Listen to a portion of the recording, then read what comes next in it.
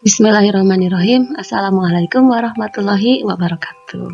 Alhamdulillahnya dina adanget ayeuna urang tiasa tepang deui dina pangajaran bahasa Sunda.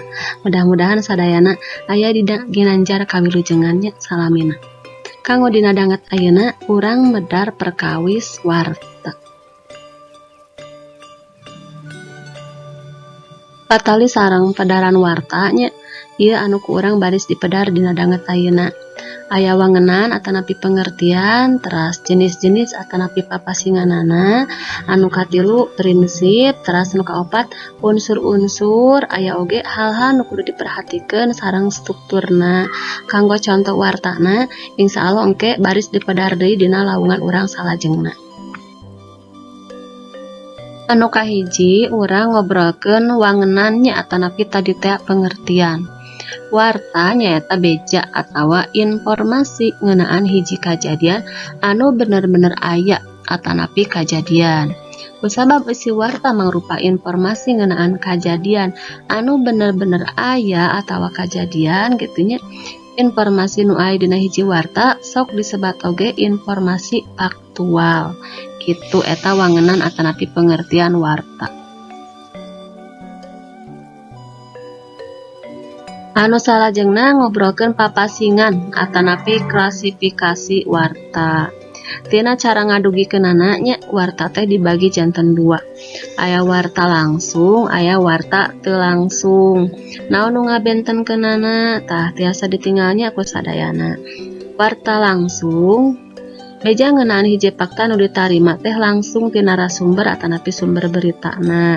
Terus anyar atanapi tiasa jadi keur lumangsung harita teh gitu. Biasana sok jadi berita utama atanapi upami dina koran mah sok aya dina kaca bagian mimitinya gitu eta warta langsung. Anu salajengna warta teu langsung. Ieu mah hiji fakta anu geus ngalaman proses atawa diproses heula samemeh ditepikeun ka masyarakat nu macana. Nu kaasup kana warta teu langsung diantawisna aya investigative news, explanatory news, interpretative news, sareng depth news. Ieu tadi diantawisna anu lebet kana jenis warta teu langsungnya. Mangga tiasa diperhatoskeun ku sadayana. Naon bentena diantawis anu opat ieu nya. Mudah-mudahan tiasa kapaham. Salajengna patali sareng konsep warta nu jadi prinsip. Sakirang-kirangna aya 8-nya. Mangga tiasa diperhatoskeun ku sadayana. Mangrupi laporan gancang, teras rekaman, fakta objektif, interpretasi, sensasi, minat insani, ramalan sareng gambar. Anu salajengna patali sareng unsur-unsur warta. Ieu mah insyaallah sadayana atos paham. Unsur-unsur warta teh dilebetna aya 5W sareng 1H. Gitu. Ya iya. Tah anu salajengna hal-hal nu kudu diperhatikeun dina nulis warta. Upami urang bade nyerat warta gitunya nu kedah ku urang diperhatoskeun nu ieu nya basajan, singget gitunya, tepel gitu.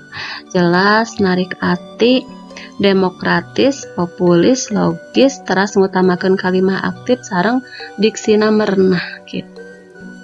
Insyaallah nya kapaham ku sadayana hal-hal nu kudu diperhatikeun dina nulis warta.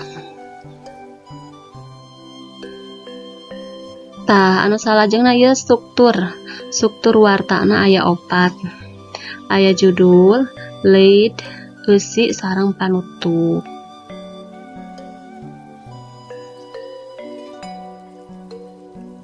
Kanggo poin tadinya nu katujuh, patali sareng contoh wartana supados langkung jelas insyaallah baris dipedar dina lawungan urang salajengna.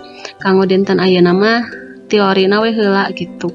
Kirang langkung tadi gambaranna sapertos gitu pedaran warta teh. Mangga sakirangna tiasa dilengkepan atanapi milarian tina referensi anu sanesna. Salajengna kanggo pancen gitunya supados tadi langkung paham kana teori perkawis wartana, mangga ku masing-masing tiasa didamel rangkuman tina pedaran anu parantos didugikeun tea tadi, tiasa oge ditambihan tina referensi anu sanes. Sakitu anu tiasa kapihatur dina danget ayeuna, hatur nuhun kana perhatosan ti sadayana. Assalamualaikum warahmatullahi wabarakatuh.